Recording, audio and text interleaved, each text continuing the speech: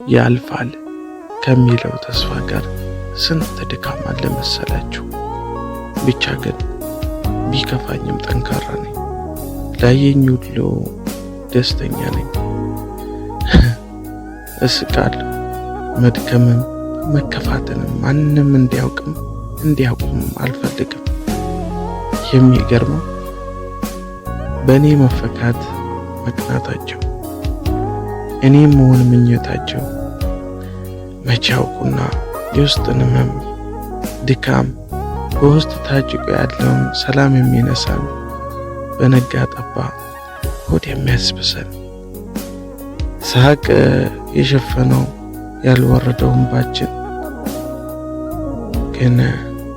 ግን ያልፋል። በሐዘን ቦታ ሳቅ ይተካል።